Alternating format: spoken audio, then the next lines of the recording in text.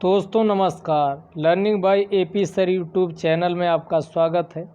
आज है 15 जून 2020 और आज के हम लोग देखते हैं इम्पॉर्टेंट करंट अफेयर्स। पीआईबी में कुछ न्यूज़ के लिए था नहीं, लेकिन वेबिनार अब की चल रही हैं, तो हमने कहा था कि जो इम्पॉर्टेंट वेबिनार हैं उसकी क्या जो उस थीम विशेष राज्य आधारित है उनको डिस्कस करेंगे। तो हमने आज कुछ वेबिनार को उठाया है। तो आइए, सबसे पहले 14 जून को मनाया गया विश्व रक्तदाता दिवस। इसी को वर्ल्ड ब्लड डोनर डे के नाम से जाना जाता। इसी को किस नाम से जाना जाता? वर्ल्ड ब्लड डोनर, इंग्लिश में वर्ल्ड ब्लड डोनर डे या हिंदी में विश्व रक्तदाता दिवस हर साल 14 जून को मनाया जाता। तो आइए देख लेते हैं 2020 की थीम क्या थी। तो थीम थी सेफ ब्लड सेव्स लाइव्स, यानी सुरक्षित रक्त जान बचाता है। लाइव्स का मतलब होता जान बचाता है। तो इंग्लिश वाली थीम आप याद रखिएगा, क्योंकि ट्रांसलेशन आगे पीछे हो सकता है। Safe blood saves life. अब बात करें पहली बार कब मनाया गया था, तो ये 2005 को मनाया गया था। अगर पूछा जाए विश्व रक्तदाता दिवस पहली बार कब मनाया गया, 2005 को। और दो वर्ल्ड हेल्थ ऑर्गेनाइजेशन व दूसरी संस्था है international federation of red cross and red crescent society. इन दो वर्ल्ड हेल्थ ऑर्गेनाइजेशन विश्व स्वास्थ्य संगठन व international federation of red cross and red crescent society के द्वारा इसकी शुरुआत की गई थी और प्रत्येक वर्ष 14 जून को विश्व रक्तदाता दिवस के रूप में मनाया जाता है। अगर 2019 की थीम की बात करें तो कुछ इसी प्रकार की थीम थी, सेव ब्लड फॉर ऑल। और इसमें क्या है, सेव ब्लड सेव्स लाइफ जो है 2020 की थीम और 19 की थीम क्या थी, सेफ ब्लड फॉर ऑल थी। तो ध्यान रखिएगा 19-20 दोनों की थीम। अब आइए 24वां वेबिनार, देखो अपना देश के अंतर्गत पर्यटन मंत्रालय भारत की संस्कृति एवं जैव विविधता व अन्य सामाजिक आर्थिक जो विविधता है उसको दिखाने की कोशिश की जा रही है। जो 24वां वेबिनार हुआ था उसमें गोवा पे आधारित था और इसका जो टाइटल रखा गया था, culture and tourism two sides of Goan economy, यानी गोवा की अर्थव्यवस्था के दो पक्ष कौन, एक कल्चर और दूसरा टूरिज्म। आप जानते हो गोवा टूरिज्म के लिए फेमस है, जहां पर देश विदेश से सैलानी लोग टूरिज्म के लिए पर्यटन के लिए आते हैं। तो उसी पे फोकस से रखा गया था। अगर बात करें कि गोवा, तो गोवा पहले की तुलना में काफ़ी ऊंचा उठ चुका है। The presence of marine fossil, marine का मतलब हुआ समुद्री जीवाश्म होते हैं, उनके जमा होने से, उनकी उपस्थिति से। बरीड सी सेल्व्स, बरीड का मतलब होता है जलाना, जले हुए। सी सेल्व जो होते हैं। And other feature of topography indicate the Goa has been uplifted from the sea, यानी गोवा का क्या हुआ, उभार हुआ है, ऊंचा उठा है पहले की तुलना में। इसका रीजन क्या है, इसका reason geological tectonic plate movement है, यानी प्लेट का क्या हुआ, उत्तर की ओर विस्थापन हुआ है। तो जियोलॉजिकल टेक्टोनिक प्लेट मूवमेंट की वजह से गोवा का क्या हुआ, पहले समुद्र लेवल से गहरा था तो उसकी तुलना में अधिक ऊंचा हो चुका है। अगर गोवा की हेरिटेज आर्किटेक्चर की बात करें तो यहाँ पर सफ़ा मस्जिद है, कॉन्वेंट ऑफ सेंट मोनिका है। तो ये आप प्लेस ध्यान रखिएगा, एग्ज़ाम में पूछे जा सकते। तो सफ़ा मस्जिद कहाँ है, गोवा में है। अगला convent of saint Monica Goa में है। आर्कबिशप कैथेड्रल यहीं पर स्थित है। बेसिलिका ऑफ गोवा ये यहाँ स्थित है। देश प्रभु महल यहाँ पर है। साउंडेकर पैलेस भी जो पुर्तगालियों के द्वारा निर्मित किया गया था वो भी यहीं स्थित है। दियावो पैलेस यहीं स्थित है। तो यानी साउंडेकर पैलेस, दियावो पैलेस। और अगला टीवी कुन्हो मानसन यहीं स्थित है। सोलर कोलाकॉक्स हाउस यहीं पर स्थित है और पंजिम चर्च भी यहीं पर स्थित है। तो इतने हैं जो कि गोवा में स्थित हैं। तो ये पूछा जा सकता है, ध्यान रखिएगा। और गोवा पुर्तगालियों ने कब्जा किया था। 1961 में ये गोवा पुर्तगालियों से आज़ाद होता है, ये आप ध्यान रखिएगा। और भारत में एज ए केंद्र शासित प्रदेश के रूप में इसे स्थापित किया जाता, आगे चलकर इसे फुल स्टेट के रूप में पूर्ण राज्य का दर्जा प्रदान कर दिया जाता है। अब आइए अगला देख लेते हैं कि अभी यूपी सरकार के द्वारा, ध्यान दीजिएगा, एक स्कीम शुरू की गई, मोस्ट इम्पॉर्टेंट है, प्री मेंस इंटरव्यू 3 स्तर के लिए, बाल श्रमिक विद्या योजना। बाल श्रमिक का मतलब हुआ जो मजदूर है, वर्कर्स हैं, श्रमिक हैं, इनके बच्चे स्कूल तक नहीं पहुंच पाते, तो इसी को ध्यान में रख कर बाल श्रमिक विद्या योजना का प्रारंभ किया गया। तो पहला क्वेश्चन यही है कि बाल श्रमिक विद्या योजना किस राज्य सरकार के द्वारा शुरू किया गया? तो यूपी गवर्नमेंट यानी योगी आदित्यनाथ, जो कि वर्तमान में यूपी के मुख्यमंत्री हैं, उन्हीं के नेतृत्व में इस योजना की शुरुआत हुई है, बाल श्रमिक विद्या योजना। तो इसमें कामकाजी बच्चों, जो कामकाजी बच्चे हैं, जो काम कर रहे हैं, उनको स्कूल भेजने का प्रयास किया जाएगा और उन्हें 1200 रुपये प्रति माह यानी 1 साल तक अनुदान ग्रांट प्रदान किया जाएगा। अब प्रश्न यहाँ ये है कि क्या कंडीशन है, यानी कौन बच्चे इसमें? तो 8 से लेकर 18 साल के बच्चों को, 8 साल से लेकर के 18 साल के बच्चों को इसमें शामिल किया जाएगा। और कक्षा 8, 9, 10 पास करने वाले बच्चों को, जो एक स्टैंडर्ड से अपर स्टैंडर्ड में जाएंगे, उनको प्रत्येक साल 6-6 हज़ार रुपये अलग से प्रोत्साहन राशि भी प्रदान की जाएगी। पहले फेज में इनमें 2000 बच्चों का चयन होगा, जिसमें बालक व बालिकाओं दोनों को शामिल किया जाएगा। बालक के लिए 1000 रुपये प्रतिमाह और बालिका के लिए 1200 रुपये प्रतिमाह प्रदान किया जाएगा रेगुलर बेसिस पे अनुदान। और इसके साथ ही कक्षा 8 पास हुए तो 9 स्टैंडर्ड में गए, या 9 पास होकर 10 स्टैंडर्ड में गए तो प्रत्येक साल 6000 रुपये की अतिरिक्त प्रोत्साहन राशि यानी इंसेंटिव भी दिया जाएगा। तो ये ध्यान रखिएगा। अगला देखिएगा, कार्गो इंटरनेशनल के अंतर्गत आपका एक लुब्रिकेंट कंपनी है, इसी को स्नेहक कहा जाता है, या तो लुब्रिकेंट कंपनी, जिसका मुख्यालय दिल्ली आधारित है। तो कार्गो इंटरनेशनल ये दिल्ली बेस्ड लुब्रिकेंट कंपनी है, इसी का अभी ब्रांड एम्बेसडर किसको बनाया गया? अभिनेता सोनू सूद को यानी बनाया गया है। तो अभिनेता सोनू सूद को किसका ब्रांड एम्बेसडर बनाया गया? तो अगर पूछा जाए तो कार्गो इंटरनेशनल को बनाया गया है। अगला देखिए, हमारा जो उड़ीसा राज्य है, ये भारत का पहला राज्य बन गया जो आईएसओ सर्टिफिकेशन को प्राप्त किया, वो भी ट्राइबल हॉस्टल के लिए, जनजाति हॉस्टल के लिए, छात्रावास के लिए, यानी जनजाति छात्रों के लिए प्रदान किया गया। और आपको बताते चलें कि जो ST/SC वेलफेयर डिपार्टमेंट है, ST/SC वेलफेयर डिपार्टमेंट के द्वारा मिशन सुविद्या प्रोजेक्ट भी शुरू किया गया था, जिसका उद्देश्य था कि उड़ीसा राज्य में जितने भी हॉस्टल हैं जो जनजातियों के लिए विशेषकर बनाए गए हैं, उनमें इंफ्रास्ट्रक्चर, सुविधा व मानव संसाधन इस प्रकार का हो कि जितने भी जनजाति हॉस्टल हैं उनमें एक रूपता आए, अनुरूपता आए, या एक मानक उसमें क्या हो, यानी एक मानक स्थापित किया जाए। इसी के लिए मिशन सुविद्या पहल शुरू की गई, प्रोजेक्ट शुरू किया गया। तो मिशन सुविद्या प्रोजेक्ट से भी एग्जाम में क्वेश्चन पूछा जा सकता। अभी चर्चा में क्यों है? क्योंकि उड़ीसा पहला राज्य भारत का बन गया जिसने ISO सर्टिफिकेशन, ISO प्रमाणन प्राप्त किया है, वो भी फॉर ट्राइबल हॉस्टल के लिए। अगला देखिएगा,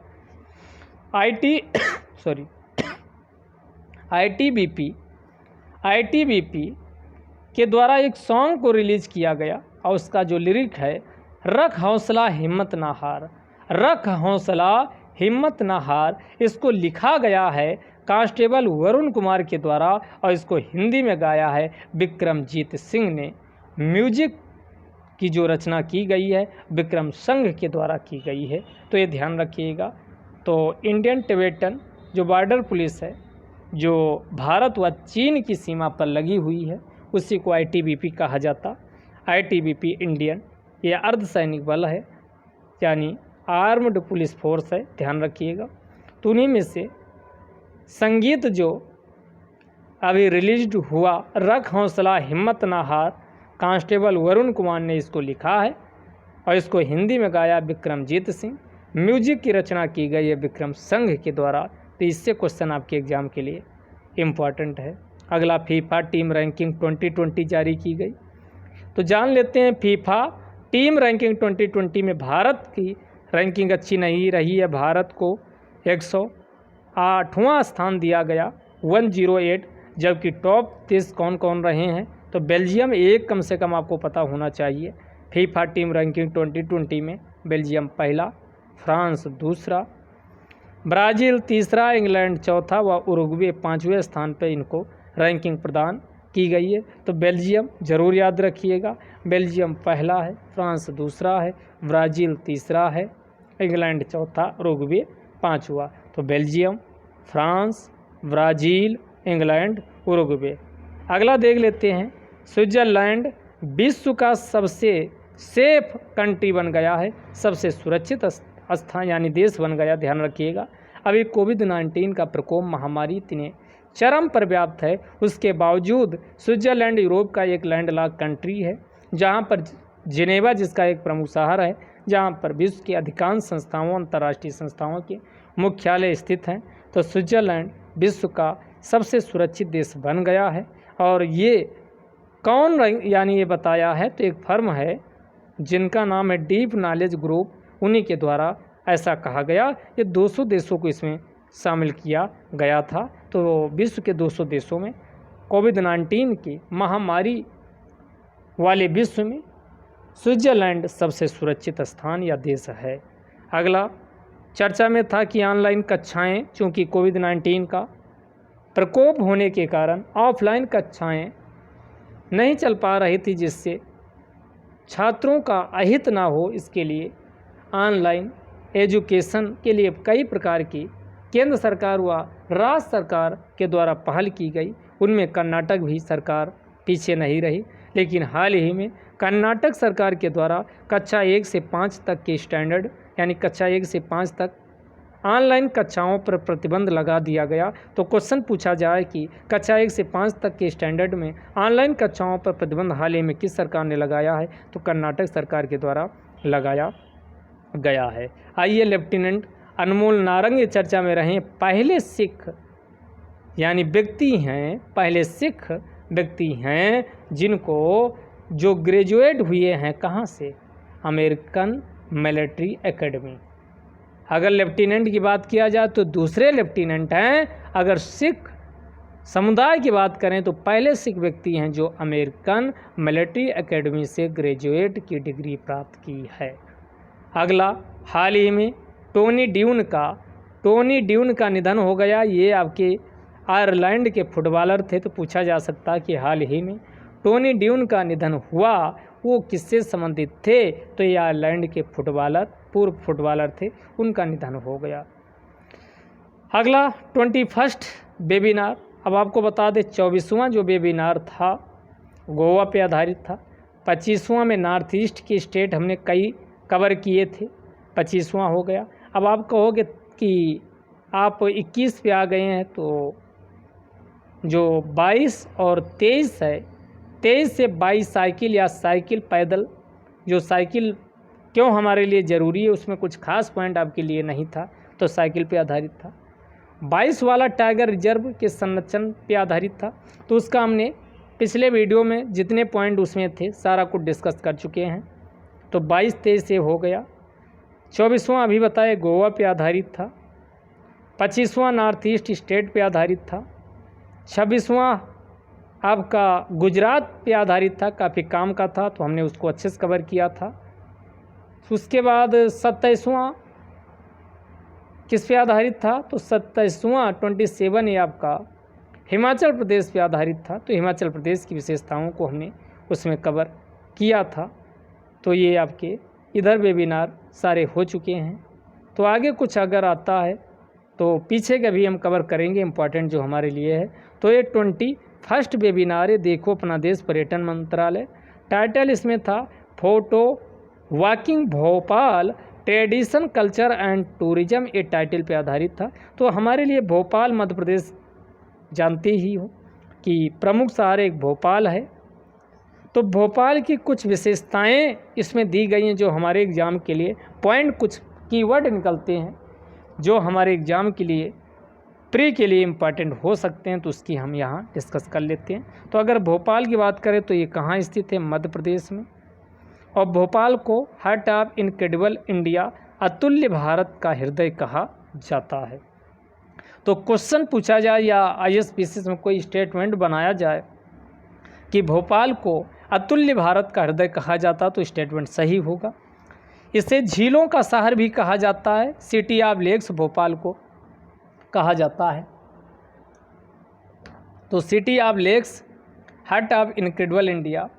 और अगर इसकी बात करें किसने इसका निर्माण करवाया था, तो नवाब सुल्तान जहां बेगम के द्वारा, नवाब सुल्तान जहां बेगम के द्वारा भोपाल का निर्माण कराया गया था। इसके अलावा आपके वेबिनार में कुछ ऐसा नहीं था जो एग्ज़ाम के लिए इम्पॉर्टेंट हो। अगला देख लेते हैं, आई डिलाइट्स मानसून मैजिक बोनांजा। आई डिलाइट्स मानसून मैजिक बोनांजा ये ICICI के द्वारा शुरू की गई। ICICI की फुल फॉर्म है, बैंक है, प्राइवेट बैंक है, जिसकी फुल फॉर्म है industrial credit and investment corporation of India. Industrial credit and investment corporation of India. तो अब इसमें बहुत सारी कोविड-19 या लॉकडाउन के चलते बहुत सारी कंपनियां या बैंक अपने ग्राहकों को बहुत सारी छूट, ग्रीष्मकालीन छूट प्रदान कर रही हैं, जो मानसून मैजिक बोनांजा नाम दिया गया। तो क्वेश्चन आपके एग्जाम में बनेगा कि आई डिलाइट्स मानसून मैजिक बोनांजा किसके द्वारा शुरू किया गया? ICICI की। तो ICICI की बात करें तो ये प्राइवेट कंपनी है जिसकी स्थापना 1994 में की जाती है। फुल फॉर्म इसकी है industrial credit and investment corporation of India. एक प्रकार की प्राइवेट बैंक है। अगला बात कर लेते हैं यहाँ नेफ्ट हुआ आई, यानी आज 3 कॉन्सेप्ट हम समझेंगे। नेफ्ट, RTGS हुआ, BBPS। इंडिया ईयरबुक में हमने इसकी चर्चा की थी। तो नेफ्ट की फुल फॉर्म है नेशनल इलेक्ट्रॉनिक फंड ट्रांसफ़र। तो इससे RBI के द्वारा कब, तो नेफ्ट को नेशनल इलेक्ट्रॉनिक फंड ट्रांसफ़र 2005 में इसकी शुरुआत की गई थी। और इसकी मेंटेनेंस जो सेटअप लगाया गया national electronic fund transfer, supervision RBI का होता है, क्योंकि RBI केंद्रीय बैंक है, जबकि इसका मेंटेनेंस किया जाता है institute for development and research in the banking technology. Institute for development and research in banking technology के द्वारा यानी मेंटेनेंस किया जाता है। और इसमें मिनिमम कितना पैसा आप ऑनलाइन ट्रांसफ़र कर सकते हो, मैक्सिमम कितना, इस पर कोई भी रोक टोक नहीं लगाई गई है। अब बात कर लेते हैं रियल टाइम ग्रास सेटलमेंट। तो रियल टाइम ग्रास सेटलमेंट यानी RTGS, ये ध्यान रखिएगा।